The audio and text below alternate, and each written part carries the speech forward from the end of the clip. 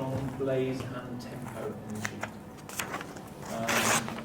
Very much in the extroverted side of things and going to be very sensory thinking.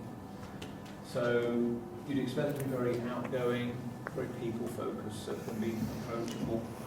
I think they probably work very well in the team because they're focused on the people in the team and actually the outcomes and getting things done, things like that. Liking to listen to others, and I think you came with the word empathise, didn't you, Ian? Very much around that. Whereas at the same time, their challenges are they are more likely to need structure. So they haven't got that dynamo, they haven't got the necessary creativity. One of my best friends is a deal maker, and her favourite catchphrase is, "I haven't got a creative bone in my body," which I then tell her is a bit of an excuse, but actually, there is a bit of truth to that for sure. And we came up with the phrase "people pleasers" as well. They want to keep everyone happy. It's all about very much maintaining harmony. Sometimes saying what people want to hear rather than actually what they need to hear. It means they might be unsure of their own identity as well.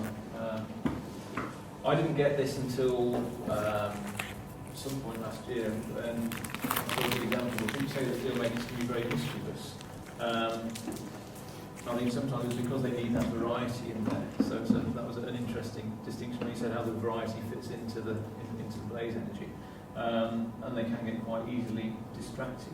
Have I missed anything off that?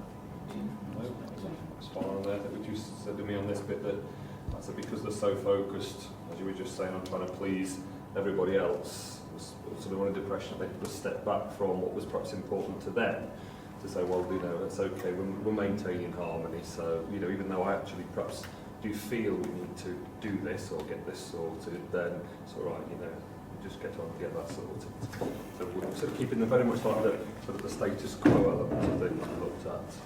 So sort of working together as a team, the best role, because it's very much around people, we look very much at developing existing relationships, not so much about developing new ones, but really looking after people, making sure everybody's happy, very much on one-to-one communications, keeping the peace, keeping the harmony, keep everything balanced, keeping that status quo, dealing with any conflict resolution, so we can see this big focus around people, keeping that element of stuff nicely balanced. But consequently, the other side of stuff, we said, that even though they're quite good at working with existing relationships, going out and getting new stuff, creating new ideas, making new relationships, presenting in public, being quite a front, it's perhaps more of a quieter, that's not the word quieter, but it was sort of almost, I hate using the word, but almost like a sort of motherly type, looking after flock type of role, like a shepherd type role. So, didn't particularly want to be right up in the front of things, like presenting things and coming up with the new ideas. So, weren't particularly good at planning or measuring again, because that's more sort of task focused, not quite so people focused. And a few things I think we said around in the workplace, disciplining people, I suppose, because of the fact that we've put conflict resolution because they're very good at maintaining harmony, looking after people one-to-one, but whether or not they actually particularly like the conflict side of things, having to deal with discipline might be sort of a challenge there. System design, project leadership, again, very sort of task-type focused things and innovation, because it's still around existing stuff and keeping things nicer, softer, motherly. So I guess the opposite, the mechanics didn't like the fluffy stuff.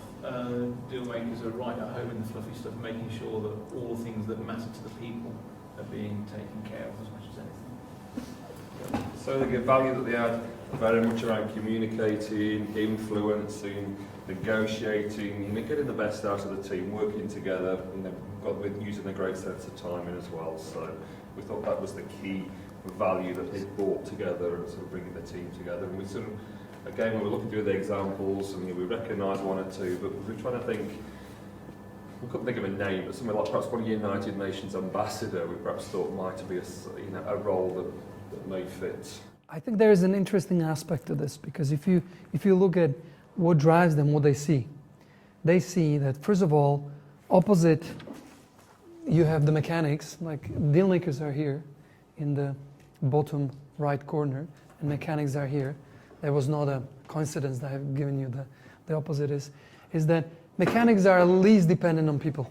least, because they have systems, processes, and so forth that actually make people not such an important factor of getting things done.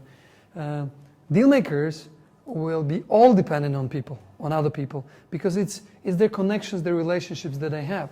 It doesn't mean that they're nice and nice teddy bears. What happens is they can see that the relationships are the bridge to opportunities.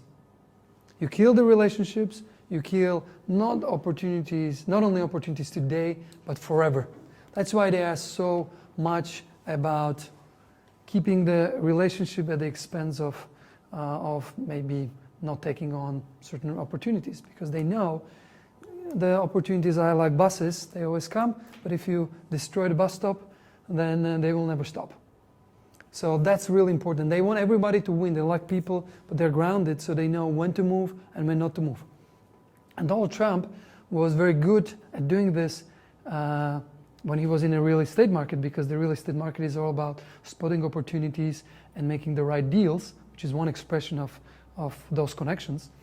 And when he moved and started playing more of a star game and being controversial and being on a speaking circuit, he was still quite successful, but it was a fraction of what he could have created when he was doing and connected with the market. It doesn't mean that you are nice if you're a deal maker, but you do care about those relationships and you do care about what they bring to you. Because the more people you know and the better a relationship you have with them, the more opportunities will come to you, and the more of those opportunities will come first to you than to someone else. And you can see businesses in the deal maker area that are like deal maker businesses are, for example, recruitment. You manage the relationships with the companies and always poke around what they need, and most of the time they don't need anything. But when an opening comes for a position, and maybe a high position, they come to you. Now that's not the only value that you have, because you also have a relationship with all the candidates, all the high-powered managers who are changing jobs here and there, and you also give them a call and maintain relationships, and most of the time nothing happens.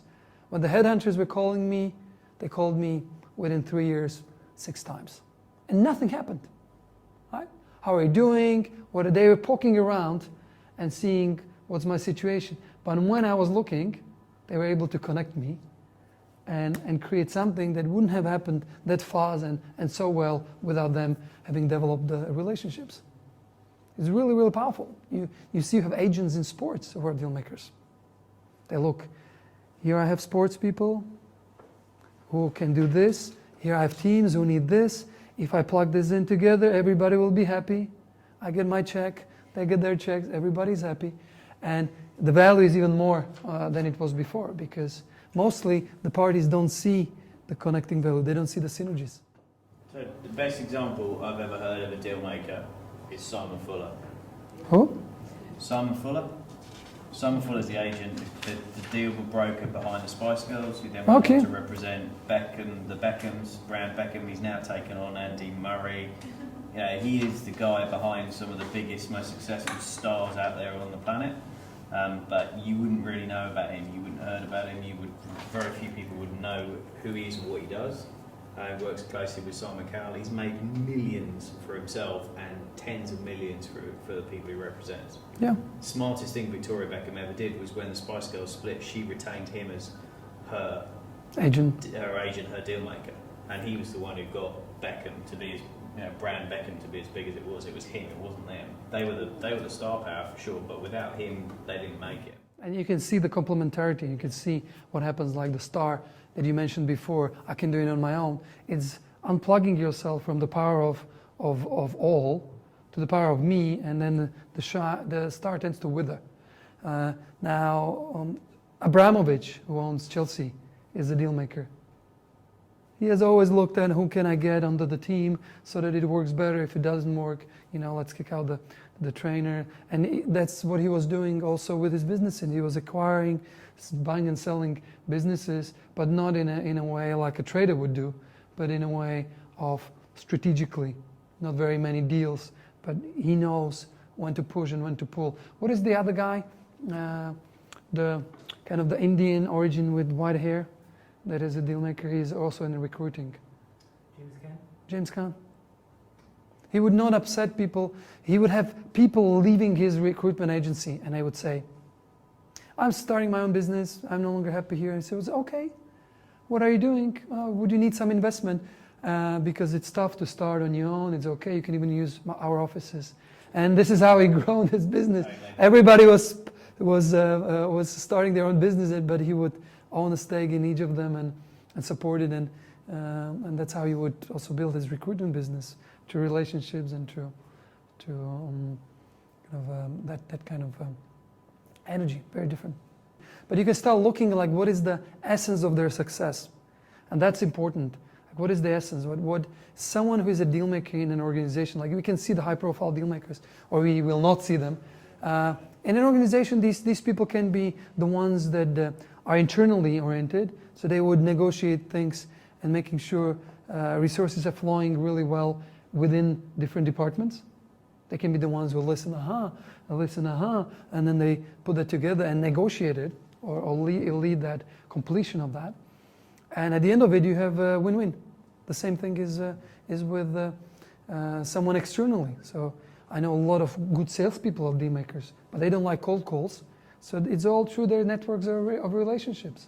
You know, most of the time, if you have a deal maker, where's the value of a deal maker on your team? Yeah, and opportunities. They have a sense for opportunities. They says, aha, you're doing this. I know a person and it should be a great connection. Or they can see, I can put you on that show, or I can connect you with this person because you are selling widgets and they're seeking widgets because their production is ramped up if it's in a business context. They're really, really great at connecting. Now, if you try to tie them up, they operate best when they're on the phone, meeting people, at lunch, at golf. They will not do much stuff in the office unless they're on the phone, because they need to communicate, and it's a communication which takes information in. That's the type of information. Are they good salespeople then? Well, selling at what stage and what type of thing, because they're really good in terms of selling and creating these opportunities when they have already the relationship. That's why they're building so much the relationships. They will not try to destroy the relationship.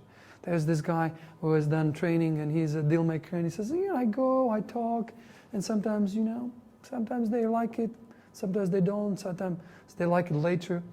But I keep in touch with them, and then when something big comes, I'm usually the first one they call. And I only want to find out if I know of someone else. So they know it. They have patience. Like agents, for example, this is people and timing and right place. So an agent, a good friend of mine is an agent for footballers. He says, there are only 2 critical periods in a year. The first one is in summer, transfer window. And then the second one is in January, that's the interim transfer window. So that's when I'm busy, I will not talk to you, because I'm on the phone and I'm waiting, because they're waiting. Timing is of essence. If they miss a call, they may call someone else and the deal is off or opportunity is gone.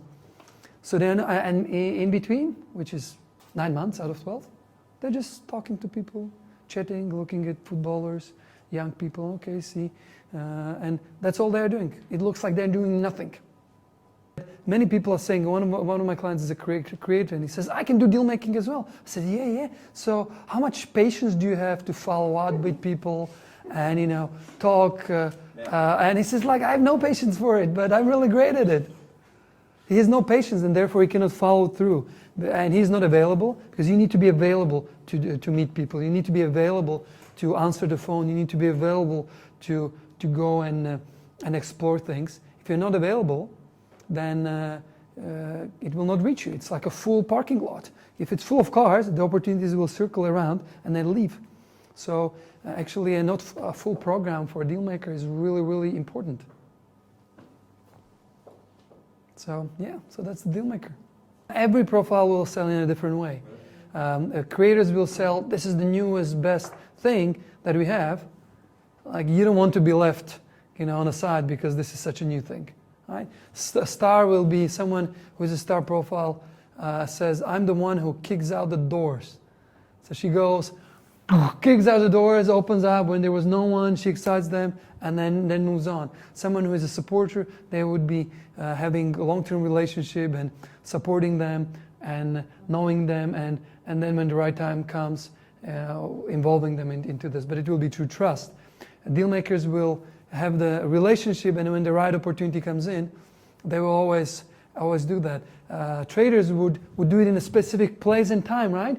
They show up on the market and they know, I don't need to sell to someone who doesn't want to buy. They're not the ones who will go and knock on the doors and say, hey, I have something. They will actually sit there. I'm in the market. If you want flowers, show up here. I'll give you the best flowers. And when somebody shows up, they know they showed up to get flowers. If they wanted, I don't know, bolts, they will be showing up somewhere else. So it's all through there. These guys the accumulators are selling very differently through risk, covering things, and they can, like lawyers and some others, they can sell through that. They can help you cover some of the risks that you have, and some people resonate with it. You see mechanics and lords, they will have so much expertise in detail that you want to buy it from them because it's the most freaking, information that you got, so it must be good, and they'll tell you. Who sells best in a supermarket is not the sales assistant at the till. It's actually the mechanic who has all the data about you. If you have a loyalty card, he has exactly everything, and they sell you differently. It's all about the placement and where you have it. It's a very different type of sale. So there is not a perfect way to sell. Only way what works at a different stage of sales, right? Generating leads, converting leads, repeat business, and so forth. Or what works with different markets. Because I wouldn't, I would probably want to buy certain things from people that know what they're talking about. Like if I'm going to do a heart surgery for one of my relatives, I will not go to the one who is most exciting about doing who is most inspiring. I will look what he has done. I look for the details and risk and everything. But if I'm buying a new jacket or something, I will go for the fashion and trendy things. So it's a different place, different opportunity, different person, and that comes all into the equation. So there's not a best profile to sell. There's not a best profile to market. There's not a best profile to do anything, because it depends on what exactly are they doing. Are they marketing through crunching a lot of data, or they're marketing by talking to people? Right? Makes all the difference.